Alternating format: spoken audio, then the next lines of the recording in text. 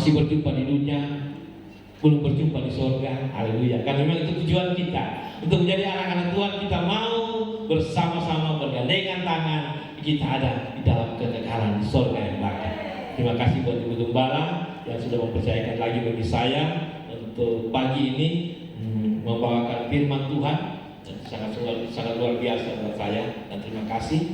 Dan tidak pandang lebar, saya akan membawakan yang sudah Tuhan taruh bagi saya mungkin dari hari Rabu ya, apa yang saya dapatkan, dan biarlah kita juga sama-sama saya akan membagikan kepada jemaat sekalian.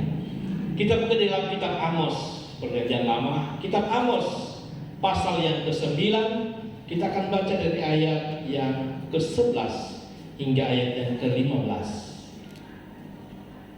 Kitab Amos pasal 9 ayat 11 hingga ayat yang ke-15. Mari bangkit berdiri, kita menghormati firman Tuhan, dan kita akan baca secara bertanggapan. Saya baca dari ayat yang ganjil, Bapak Ibu dari ayat yang ke-6. Pada hari itu aku akan mendirikan kembali pondok Daud yang telah roboh. Aku akan menutup pecahan dindingnya dan akan mendirikan kembali reruntuhannya. Aku akan membangunnya kembali seperti di zaman dahulu kala.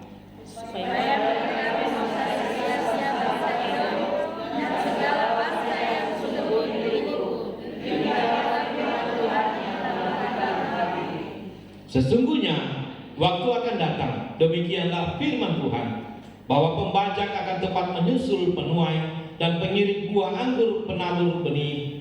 Gunung-gunung akan meniriskan anggur baru, dan segala bukit akan kebanjiran. Aku akan mendirikan kembali Israel. Mereka akan membangun kota yang dijaga dan membiarkannya. Mereka akan menanami kebun-kebun dan minum-minumnya. Mereka akan membuat kebun-kebun dan makan buahnya.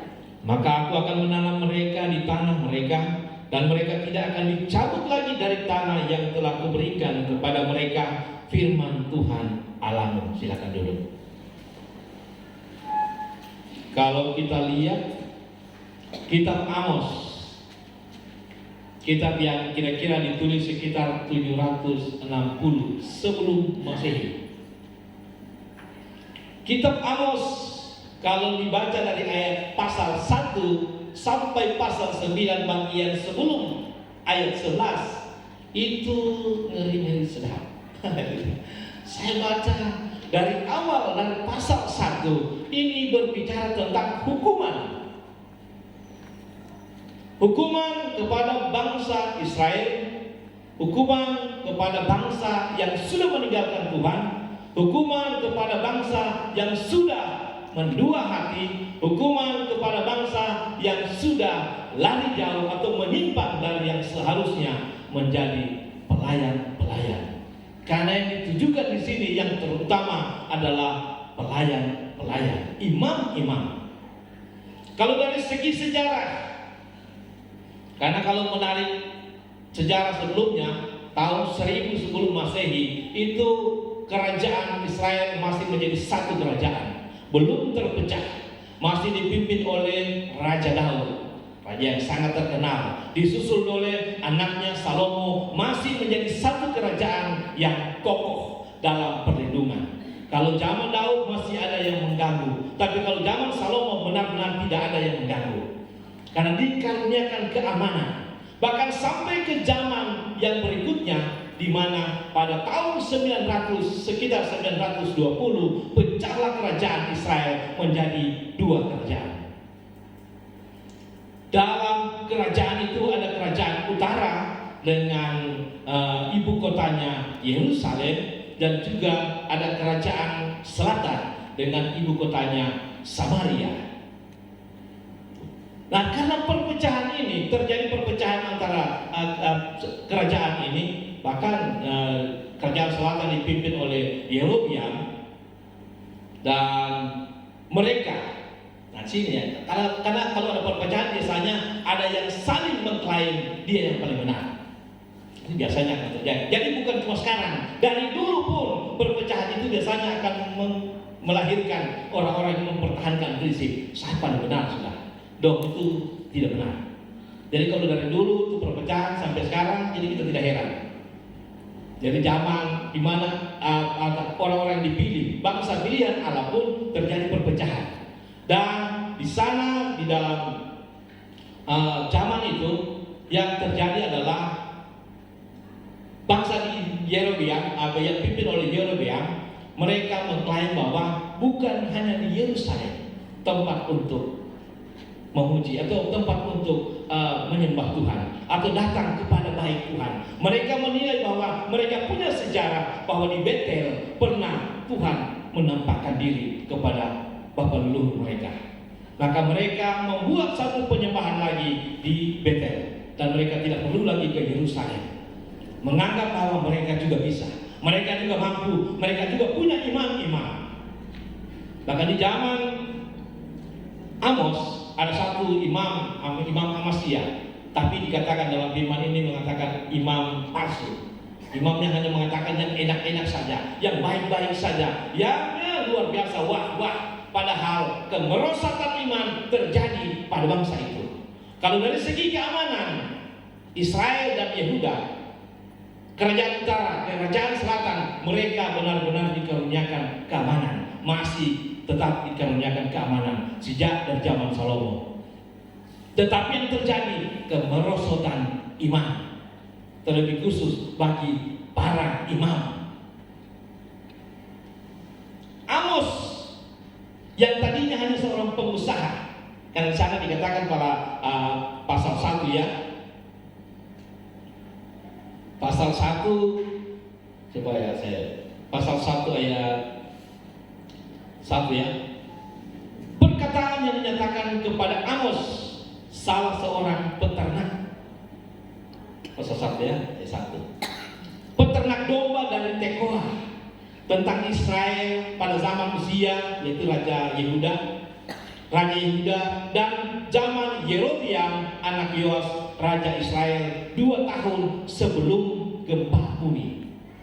Amos dipilih Tuhan untuk menjadi pewarta, pewahyu atau menubuatkan kepada Israel apa yang akan terjadi 2 tahun sebelum itu.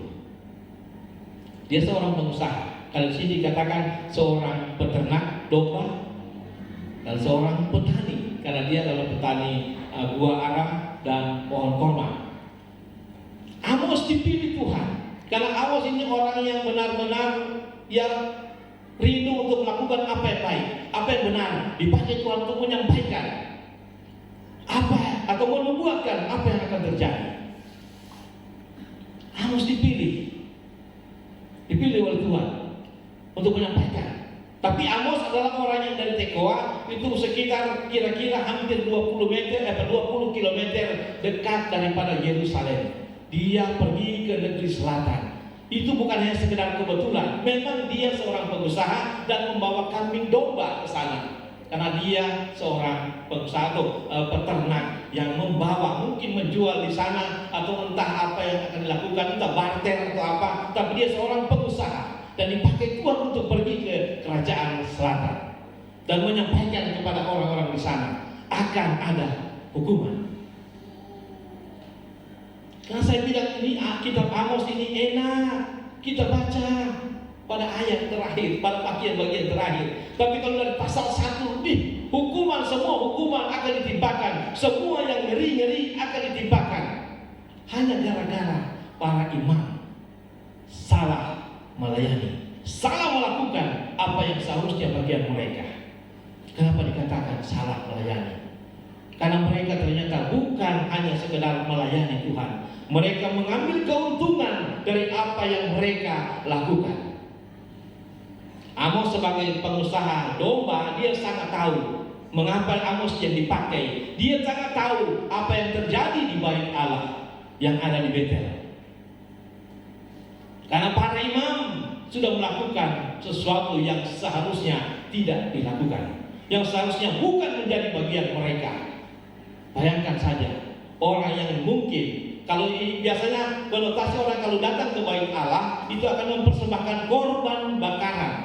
Sudah jauh-jauh bawa domba, bawa kambing, bawa sapi. Sampai di sana, ternyata imam mungkin hanya lihat sepintas, tidak layak. Nah, kalau imam sudah bilang tidak layak, cacat, berarti tidak bisa dipersembahkan. Kalau tidak bisa dipersembahkan, apakah mereka harus kembali? Imam-imam ini menawarkan, tidak usah kembali, tidak usah. Tidak usah jauh-jauh. Ada di samping, ada kami siapkan yang terbaik. Ada pokoknya ya, yang penting harga sesuai. Haleluya. Makanya Tuhan Yesus tunggang balikan itu bait Allah, karena itu sudah dipakai untuk mencari keuntungan pribadi atas nama agama. Itu bukan hanya terjadi di zaman Amos, sampai sekarang pun atas nama agama banyak yang melakukannya. Atas nama agama melakukan tindakan kekerasan, atas nama agama melakukan suatu pemaksaan, atas nama agama melakukan tindakan yang asusila, bahkan atas nama agama melakukan pemerasan, penekanan, dan segala yang bahkan kita lihat sampai saat ini terjadi. Itu terjadi di zaman itu, zaman Amos, kerajaan Yerobeam. Bayangkan saja kalau Bapak Ibu yang mau datang ke bait Allah, sudah capek bawa, tarik, ya sudah pasti kalau jarak jauh, tarik domba pasti lecet di leher, atau mungkin kakinya ada yang pincang. Sampai di sana baru imam tinggal tidak layak, cacat. Tapi ada solusi, ada di belakang. Haleluya. Yang penting biasa harga cocok. Dan Amos karena dia peternak, maka dia yang juga bisa sebagai supplier domba-domba itu, tetapi dengan janji. Amos, bisa kau bawa domba, bisa kau bawa masuk kau punya peternakan itu, tapi yang penting fee-nya ada masuk ke kami. Kira-kira seperti itu. Amos paham ini bukan lagi pekerjaan yang seharusnya. Datanglah firman Tuhan, sampaikan bahwa itu salah, itu zaman dulu. Tapi apakah kalau saya baca di dalam pasal 8, saya bilang ternyata dari pasal 7 dan 8 itu terjadi 2 tahun sebelumnya yang kita hadapi sekarang. Saya pikirkan, kok cocok? Sampai sesuatu harus terjadi, sampai semua penyembahan ditiadakan, sampai semua sukacita kegirangan itu sampai harus ditiadakan. Itu zaman Amos. Tapi ternyata kalau saya merenungkan Tuhan, itu 2 tahun yang lalu yang kami alami seluruh dunia, seluruh bumi, bahkan bangsa kami Indonesia. Tetapi yang paling nyaris, yang saya paling saya juga sempat berpikir bahwa kok ternyata kok bisa sama. Karena kejadian itu sampai terjadi sampai saat ini ya, sampai di zaman kita yang kita hidupi saat ini, bahwa pasal 7, pasal 8 ya, ada orang-orang juga yang masih melakukan yang namanya korupsi. Pasal 8 ayat 4, pasal 8 ayat 4. Dengarlah ini, kamu yang menginjak-injak orang miskin dan yang membinasakan orang-orang sengsara di negeri ini, dan berpikir, ayat 5, bilakah bulan baru berlalu supaya kami boleh menjual gandum? Dan bilakah hari Sabat berlalu supaya kita boleh menawarkan terigu dengan mengecilkan efa, membesarkan sikap, berbuat curang dengan neraca palsu? Ternyata ayat korupsi itu ada di Alkitab. Mereka melakukan sesuatu dengan segala trik-trik, yang penting keuntungan ada. Saya baca ini juga saya bilang ternyata bukan di zaman Amos, zaman kami, zaman saya hidup saat ini sudah terjadi, ini sudah berulang. Kalau memang cerita dalam Alkitab ini hanya tinggal pengulangan saja, mulai dari Kejadian sampai mau tutup bumi ini, itu berulang kembali. Nah, kalau kita menyikapi, kita mau belajar, kita mau mengerti, kita manusia hanya tinggal menjalani saja. Dan itu luar biasa. Korupsi pun ternyata di tengah-tengah orang susah, Di tengah-tengah orang yang sibuk mau cari ini dan itu, banyak orang mengambil keuntungan di sana. Bukan hanya sekedar untuk kemanusiaan, tapi ternyata untuk kepentingan diri pribadinya sendiri. Yang paling disayangkan adalah kalau itu terjadi bagi imam-imam. Menganggap diri, saya kan imam, saya kan pengertian, saya kan ini, saya kan itu. Haleluya. Kalau itu sudah terjadi dalam kehidupan kita, maka mulai pasal 1 sampai pasal yang ke-8, bahkan 9 sampai ke ayat 10-nya, jangan sampai itu terjadi. Karena di sana adalah membuat untuk suatu yang akan terjadi. Bangsa Israel dipunahkan, dibinasakan, dibunuh. Bahkan gempa bumi dari awal sudah dikatakan pasal 1 akan ada sebelum gempa bumi terjadi. Ya memang ternyata gempa bumi itu terjadi, diceritakan di dalam kitab Sakaria. Bahkan gempa bumi yang terjadi itu dikatakan gempa bumi yang sulit untuk dilupakan. Berarti benar-benar dahsyat. Dan itu sudah menyebabkan. Karena dalam kitab Amos ini kitab yang sangat-sangat dikenal dengan kitab tentang apapun yang akan terjadi akan disampaikan kepada para nabi.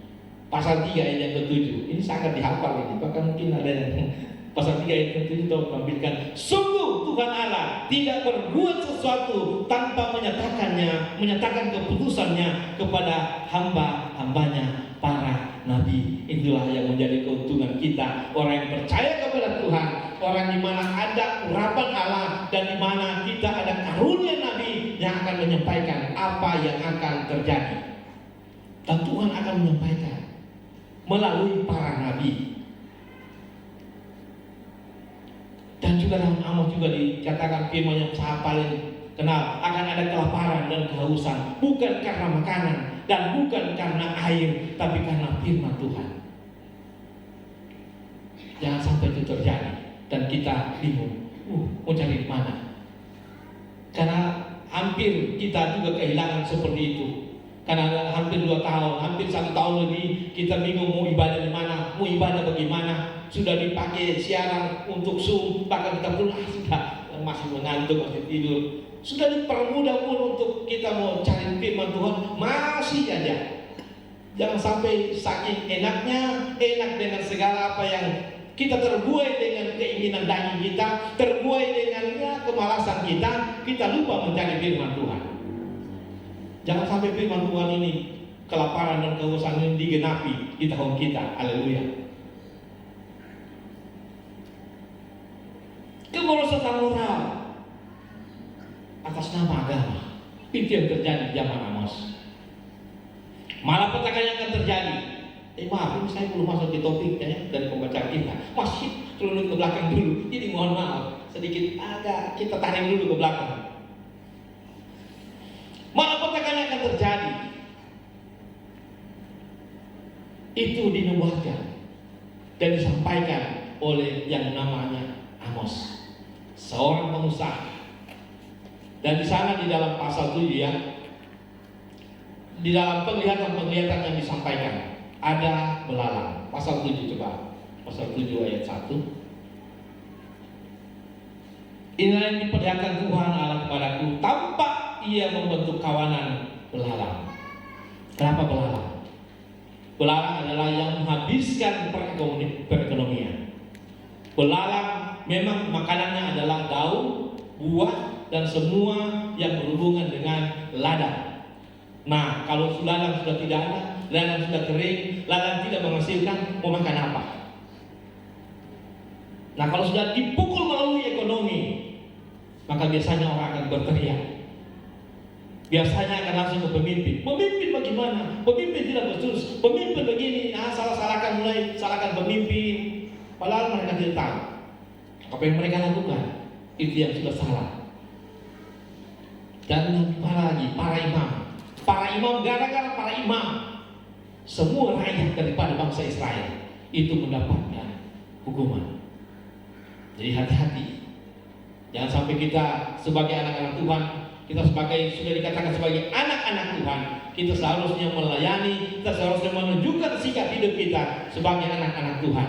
bukan menjadi orang bilang istilah bikin air kabel.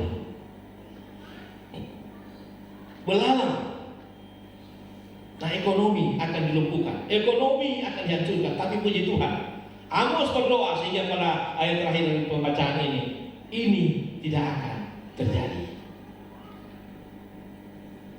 Pasal 7 ayat yang ketiga, maka menyesal Tuhan karena hal itu. Karena Amos berdoa ya, ayat yang kedua, ketika belalang itu mulai menghabisi tumbuh-tumbuhan di tanah, berkatalah aku, Tuhan Allah.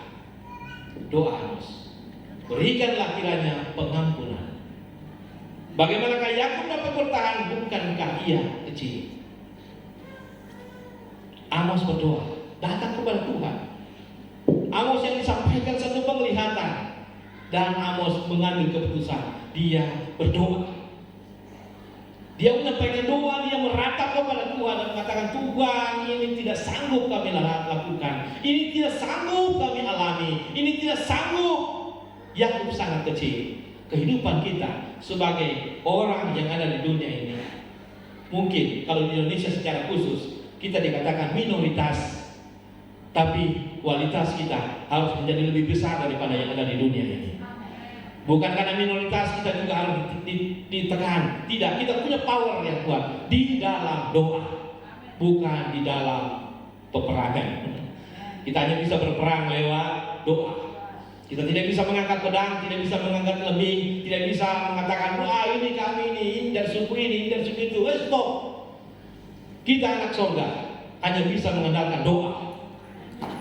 Karena ya mulai bulan ini sepertinya ada kegoncangan dalam kerohaniannya, dalam mengatasnamakan agama. Kalau yang rajin baca YouTube pasti mengerti apa yang saya katakan. Seorang pendeta dengan lantang mengatakan, saya bilang ya memang dia mengatakan karena dia dari sana. Kalau bertanya sama saya tidak tahu, karena saya bukan dari sana. Saya cuma belajar. Karena dia memang ahlinya dari sana, makanya dia mengatakan. Makanya jangan tanya pendeta-pendeta yang lain, tanya saja sama dia. Tidak berpolitik juga, haleluya. Dan luar biasa, kelihatan yang kedua, api. Belalang sudah lewat, oke, Tuhan lakukan. Yang kedua penglihatan adalah api. Api itu bahkan sampai membakar samudra. Saya bilang itu api model apa sampai bisa membakar samudra? Luar biasa. Ayat keempat, pasal 7. Inilah yang diperlihatkan Tuhan Allah kepadaku, tampak Tuhan Allah memanggil api untuk melakukan hukuman. Api itu memakan habis samudera raya dan akan memakan habis tanah ladang. Samudera saja dimakan api. Haleluya. Bagaimana bisa? Kita bisa bayangkan, oh luar biasa Tuhan. Ini penghukuman model apa kalau sampai samudera pun dapat dibakar, samudera pun dapat termakan oleh api. Dan itu Tuhan bilang ini akan terjadi kalau mereka tidak kembali, kalau umatku tidak kembali kepadaku. Tapi luar biasa ternyata Amos masih tetap meraung kepada Tuhan. Amos juga tetap berdoa dan minta Tuhan mengampuni. Sehingga ayat yang ke-6 katakan, maka menyesallah Allah karena hal itu. Sehingga dikatakan ini pun tidak akan terjadi. Bebas. Luar biasa. Karena ada para pendoa, karena ada anak-anak Tuhan yang berdiri menjadi tiang doa bagi kota Timika, tiang doa bagi tanah Papua, tiang doa bagi bangsa Indonesia. Ingat tahun 2020 Indonesia memang terkena dampak, tapi yang paling parah tahun lalu 2021 lebih banyak yang mati, paling banyak sudah. Bahkan Indonesia pada urutan yang mungkin bisa jadi urutan kedua. Kalau dari segi tata letak, Indonesia ternyata yang paling banyak. Dan itu terjadi. Kenapa? Mengatasnamakan agama. Haleluya. Ternyata saya pikir zaman Amos itu hanya pada Israel karena zaman Yehovah. Ternyata di zaman saya hidup itu juga terjadi. Haleluya, luar biasa. Penglihatan ketiga, tali sifat. Pada pasal 7 ayat yang ke-7, tali sifat itu tali Sebagai istilah Indonesia adalah unting-unting atau talidot, orang cara tukang tahu. Talidot untuk menyatakan bahwa bangunan itu berdiri lurus, untuk menyatakan tiang yang akan dipasang itu berdiri lurus. Kalau hanya sekedar kalau pakai talidot, kalau firman Tuhan katakan tali sifat, benar-benar lurus sesuai dengan ukuran tali itu, maka bangsa Israel tidak akan dihukum. Tapi kalau bengkok sedikit, maka Tuhan akan menghempaskan mereka. Dan itu pun Amos berteriak mengerang. Kenapa? Tidak sanggup manusia, tidak sanggup bangsa Israel untuk hidup tetap terus lurus, karena mereka ada di dalam kontaminasi dari bangsa-bangsa yang lain, sehingga mereka masih terus dalam penyembahan kepada berhala-berhala. Cepat-cepat ya. Bahkan di sana dikatakan dalam cerita selanjutnya, Amos bahkan sampai diusir, sehingga ada imam Amasya yang mengatakan, hanya di sinilah sesuatu yang terbaik, hanya di Betel inilah penyembahan yang benar. Maka Amos disuruh, kau kembali sana, kau pulang sana di Yehuda, kau bernubuat di sana, jangan bernubuat di sini.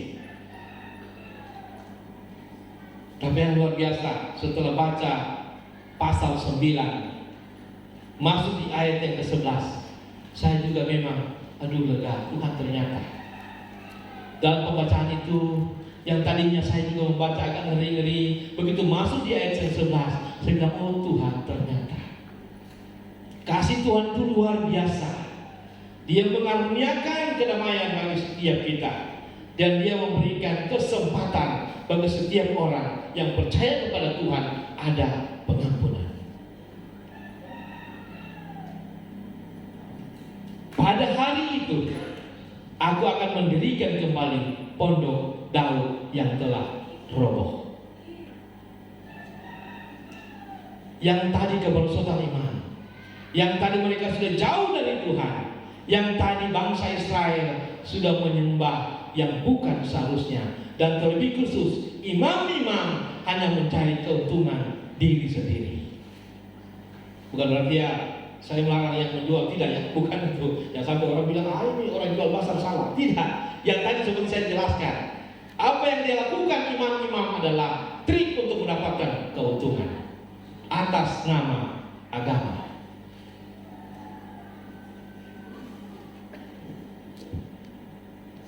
Tempat di mana mereka melayani, yang seharusnya mereka, tugas mereka hanya melayani, menerima apa yang dibawa oleh umat Tuhan, yang hanya menerima apa yang disampaikan oleh umat Tuhan, tapi mereka justru mengambil keuntungan dari hal seperti itu. Ya kebetulan ambil apa orang bilang, kesempatan dalam kesempitan. Itu yang Tuhan marah, itu yang Tuhan tidak setuju, sehingga para imam yang tindakan mereka justru akan merusak satu bangsa. Jadi kita sebagai imam-imam, sebagai anak-anak Tuhan, kita ini berdampak kepada daerah di mana kita berada, berdampak kepada tanah di mana kita tinggal. Kalau kita salah mengambil keputusan, salah untuk melayani, salah untuk melakukan hal-hal yang seharusnya menjadi bagian anak-anak Tuhan, kita harus berdiri untuk menyatakan kebenaran. Bukan justru berdiri dengan power yang ada, dengan kesempatan saya punya jabatan, maka saya mencari keuntungan. Tidak. Imam seharusnya melayani. Imam seharusnya membawa orang untuk lebih mendekat kepada Tuhan. Nah, kalau sudah kondisi begitu, biasanya orang akan berpikir, daripada saya datang tidak bawa uang, tidak bawa ini, tidak bawa itu, biar sudah lebih baik saya tidak usah berbeda. Nah, itu yang terjadi pada zaman itu. Justru orang takut untuk datang ke bait Allah karena mereka takut tidak dapat melakukan apa yang diminta oleh imam. Daripada membawa capek-capek domba sampai di sana tidak layak, cacat, harus beli yang ada di samping, karena itu imam yang punya. Sudah ada orang dalam, haleluya. Biasanya orang dalam begini sudah yang kadang-kadang merusak.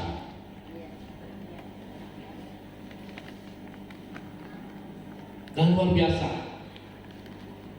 pemulihan dijanjikan Tuhan. Pemulihan disiapkan oleh Tuhan setelah Amos berdoa. Dapat terjadi pemulihan. Aku akan menutup pecahan dindingnya dan akan mendirikan kembali reruntuhannya. Tuhan siapkan pemulihan bagi setiap kita yang mau datang kepada Tuhan, yang mau datang untuk mencari Tuhan, yang mau datang berseru hanya kepada Yesus, yang mau datang untuk berserah sepenuhnya kepada Tuhan Allah yang hidup. Maka kita percaya bahwa di dalam Tuhan ada pemulihan yang siap terjadi, ada pemulihan yang siap Tuhan lepaskan bagi kehidupan kita. Mungkin pemulihan atau mungkin tembok-tembok rumah tangga kita yang mungkin sudah retak, yang mungkin sudah bocor, Tuhan akan menambalnya. Tuhan akan membuat kita akan dipulihkan di dalam rumah tangga kita. Tuhan akan memulihkan keadaan ekonomi kita. Tuhan akan memulihkan keadaan kita di dalam pekerjaan, atau Tuhan akan memulihkan kita di dalam apapun yang menjadi usaha kita. Tuhan akan memulihkan keadaan kita. Tapi yang penting mari kita datang kepada Tuhan. Kita tahu beberapa waktu yang lalu mungkin kita mengalami sesuatu yang sangat-sangat buruk, yang sangat-sangat menyakitkan. Tapi Tuhan berjanji lewat firman-Nya di pagi ini, Tuhan menyatakan bahwa pemulihan siap dilaksanakan, pemulihan siap kita terima, pemulihan siap akan kita jalani di dalam tahun-tahun berjalan saat ini. Pemulihan Tuhan siap lepaskan bagi kita, bagi setiap orang yang percaya kepada Dia, bagi setiap orang yang datang kepada Dia, mengerang hanya kepada Tuhan. Dan Tuhan jadikan, Tuhan akan mendirikan kembali pondok-pondok Daud, sehingga apa yang akan kita lakukan di dalam penyembahan kita benar-benar sesuai dengan apa yang Tuhan inginkan. Bukan hanya menyembah, hanya datang saja menyerahkan, setor muka. Tidak, kita akan menyembah kepada Dia, menyembah kepada Allah yang hidup, menyembah kepada Allah yang benar-benar di dalam roh dan kebenaran. Penyembahan itu yang Tuhan tuntut bagi kita saat ini. Karena penglihatan yang ketiga adalah Tuhan ada di bait Allah. Penglihatan yang kelima bagi Amos, Tuhan di bait Allah. Dan Tuhan bilang, robohkan.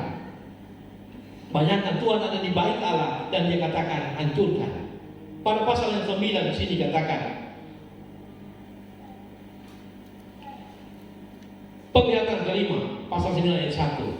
Ketika kulihat Tuhan berdiri dekat Mesbah dan Dia berfirman, pukullah hulu tiang dengan keras sehingga ambang-ambang bergoncang. Itu menandakan bahwa penyembahan yang dilakukan. Para imam dan yang ada di bait Allah, para imam, para anak-anak Tuhan yang ada di bait Allah, bukan hanya datang membawa diri mereka. Para imam melayani hanya sekedar yang penting saya melayani. Orang-orang yang datang yang penting saya ada datang. Tapi ada kedongkolan, masih ada simpan akar pahit, masih ada simpan segala kegalauan, masih ada simpan masalah-masalah, masih simpan segala kepanasan hati kepada orang lain, masih simpan marah. Dalam penglihatan keempat juga saya bilang ke Tuhan, apa artinya penglihatan ini? Bakul dan buah. Ternyata karena Amos adalah petani, dia katakan bahwa pemungut buah arah, karena dia adalah petani buah arah dan buah korma. Ternyata di dalam bakul, di dalam satu bakul, apabila buah itu ditumpuk, apabila satu busuk, maka dia akan membusukkan buah yang lain. Oleh sebab itu apabila ada yang busuk, maka harus dikeluarkan. Ternyata dalam tumpukan buah, karena bukan buah di pohon yang dikatakan dan ternyata, tapi buah dalam bakul. Buah dalam bakul artinya sudah bernumpuk, sudah bersama-sama. Apabila ada yang busuk, biasanya lebih bagus itu dibuang. Jangan sampai buah itu membusukkan buah yang lain. Nah, kalau sebab itu harus ditata. Buah ini harus benar-benar dijaga supaya itu bukan menjadi buah yang busuk. Karena kalau buah itu menjadi busuk, dia akan membusukkan buah yang lain. Maka harus dijaga buah itu, maka harus dipelihara sehingga menjadi buah yang segar, yang siap untuk diolah, yang siap untuk dikirim, atau siap untuk memberkati orang lain. Jadi mari jadilah kita sebagai buah yang siap untuk membuat orang di luar sana, membuat buah yang ada di sekitar kita. Itu teman sekerja kita, teman sepelayanan kita, teman sekerja di dalam Allah. Itu sama-sama bersukacita, sama-sama bersukacita di dalam Tuhan, sama-sama menikmati hadirat Tuhan, sama-sama menikmati berkat Tuhan. luar biasa. Nah, kalau kita dapat menjaga hal ini, Tuhan akan memberkati kehidupan kita. Tuhan akan memberkati roti makanan kita. Tuhan akan memberkati rumah tangga kita. Tuhan akan memberkati usaha dan apapun yang kita lakukan dalam kehidupan ini. Dan firman Tuhan, saya bersyukur Tuhan, terima kasih. Yang saya buka adalah pasal 9 ayat ke-11. Ada pemulihan. Saya baca duluan di pasal 9 ayat 11. Ternyata sebelumnya adalah ayat-ayat yang sangat mengerikan, yang saya ternyata ketakutan sendiri. Tapi ternyata yang Tuhan sudah buka duluan, sehingga saya kuat untuk membacanya, saya kuat untuk merenungkannya.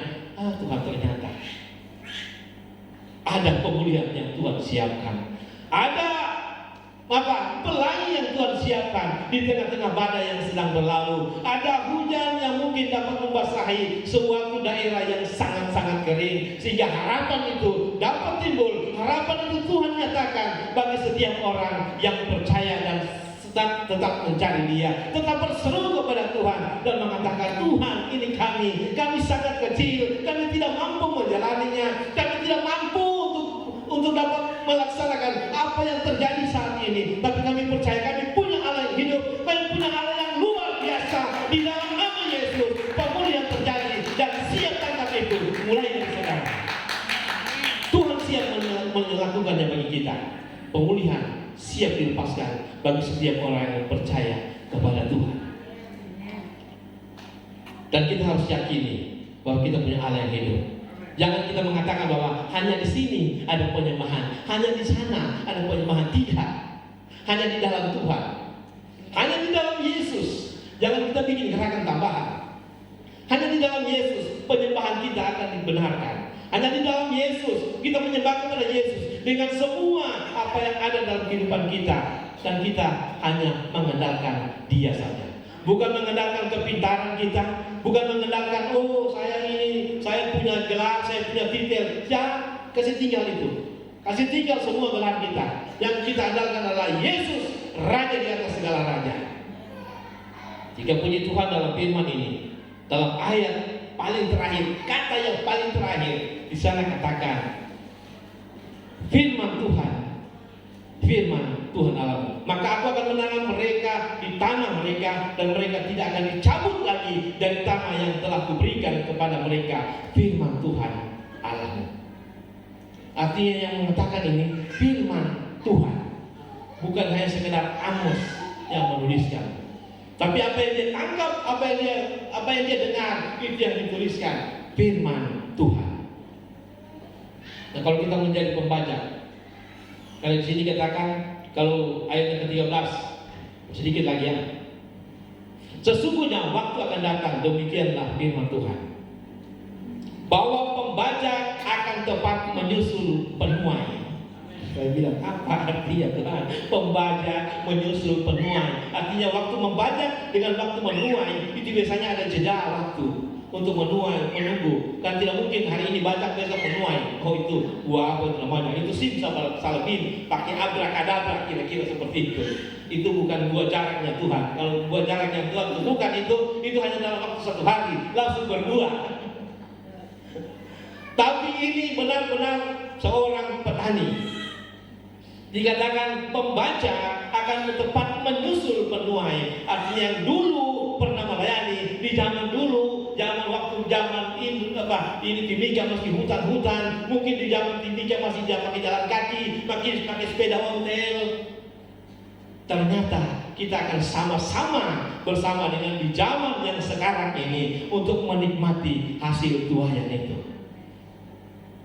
Kita yang dulu mungkin sudah capek, mungkin dulu pernah di dalam kesusahan, di dalam melayani, Tuhan akan pulihkan itu, dan kita akan menikmati hasilnya saat ini bersama-sama dengan para penuai di akhir zaman. Jadi jangan pernah bilang, aduh dulu begini, dulu begitu. Tidak, saat inilah kita akan menikmati bersama-sama. Karena berkat Tuhan akan dicurahkan dalam kehidupan kita. Dan pengiring buah anggur, penabur benih, gunung-gunung akan meniriskan anggur. Artinya apa yang Tuhan sediakan bagi kita Itu anggur itu berbicara tentang berkat Tuhan akan tercurah. Bahkan di sini dikatakan dan segala bukit akan kebanjiran.